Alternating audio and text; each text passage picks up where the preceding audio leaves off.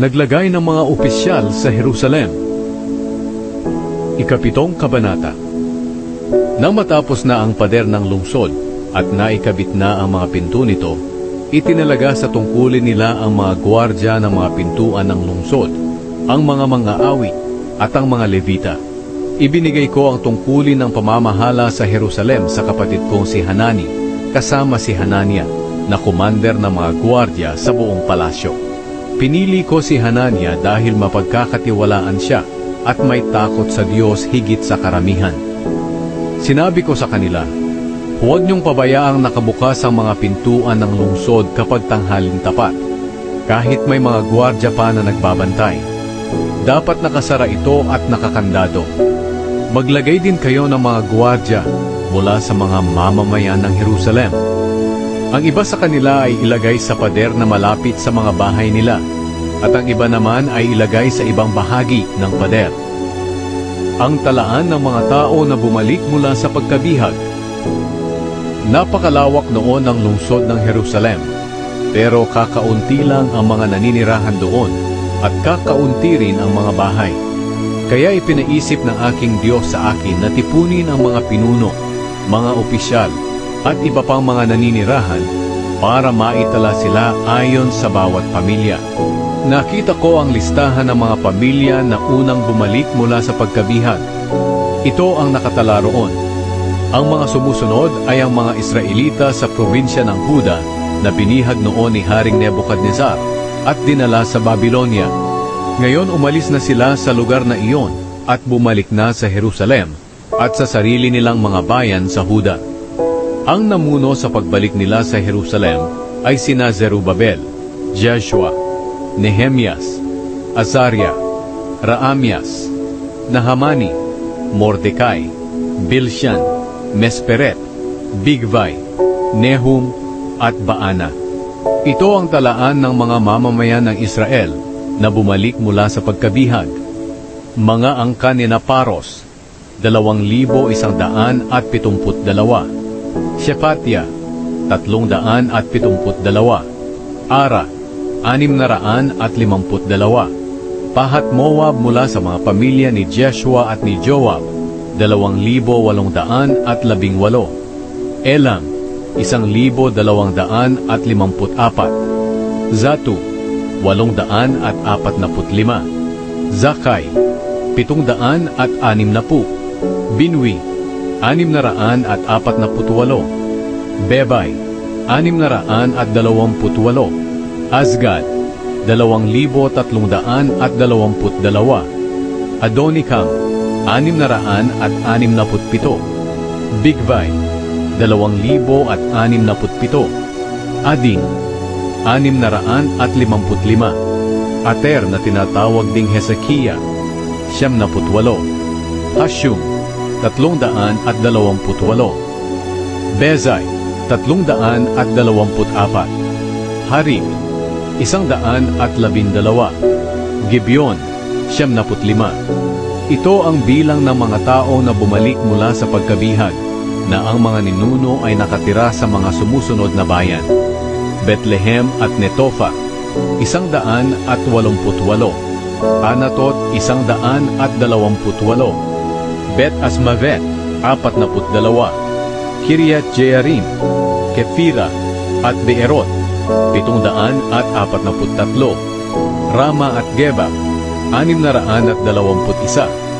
Mikmash, 122. Betel at Ai, 123. Nebo, 52. Elam, 1,254. Harim, 320. Jericho, 345.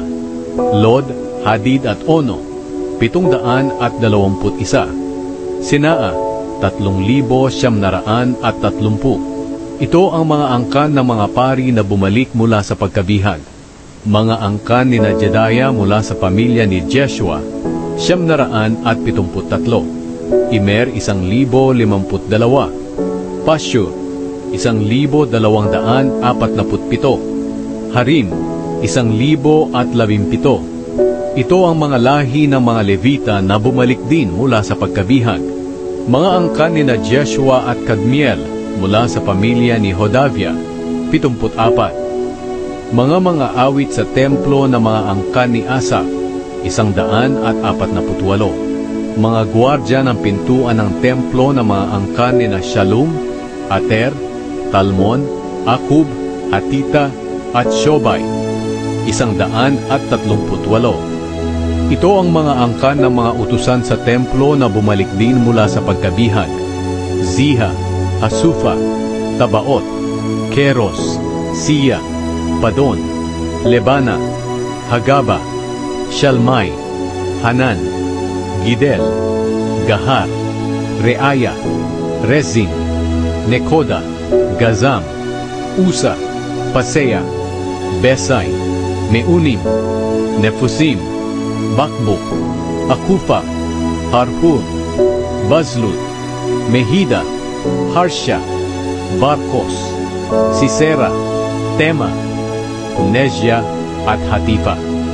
Bumalik din mula sa pagkabihag ang mga angkan ng mga alipin ni Solomon, ang mga angkan ni Nasotay, Soferet, Perida, Jaala, Darkon, Gidel, Shefatia, Hatil, Pokeret Hazebaim at Amon.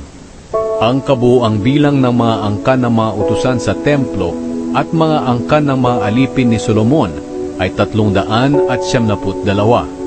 Mayroon ding bumalik sa Jerusalem mula sa mga bayan ng Telmela, Telharsha, Kerub, Adon at Imer, pero hindi nila mapatunayan na sila'y talagang mga Israelita.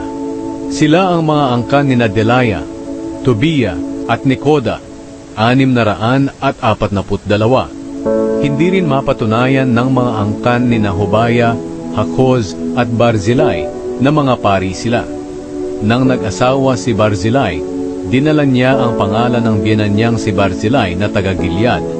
Dahil nga hindi nila makita ang talaan ng kanilang mga ninuno, hindi sila tinanggap bilang mga pari. Sinabihan sila ng gobernador ng Huda na hindi sila maaaring kumain ng mga pagkain na inihandog sa Diyos, hanggat walang pari na sasangguni sa Panginoon tungkol sa kanilang pagkapari sa pamamagitan ng Urim at Tumim. Ang kabuuang bilang ng mga lalaki mula sa pagkabihag ay 42,360. Hindi pa kabilang dito ang mga alipin nilang lalaki at babae na 7,337 at mga awit na lalaki at babae na 245. May dala silang 736 na kabayo, 245 mola, 435 kamelyo, at 6,720 asno. Ang ibang mga pinuno ng mga pamilya ay nag-ambag para sa muling pagpapatayo ng templo. Ang gobernador ay nagbigay ng 8 kilong ginto, 50 mangkok na gagamitin sa templo, at 530 pirasong damit para sa mga pari. Ang ibang mga pinuno ng mga pamilya ay nagbigay para sa ganitong gawain ng 168 kilong ginto at 1,200 kilong pilak. Ang kabuuang ibinigay ng iba pang mga tao ay 168 kilong ginto, 1,100 kilong pilak, at 67 pirasong damit para sa mga pari. Ang bawat isa sa kanila ay bumalik sa mga bayan na kung saan nagmula ang kanilang pamilya, pati na ang mga pari, ang mga Levita, ang mga gwardya ng mga pintuan ng templo, ang mga mang-aawit, at ang mga utusan sa templo.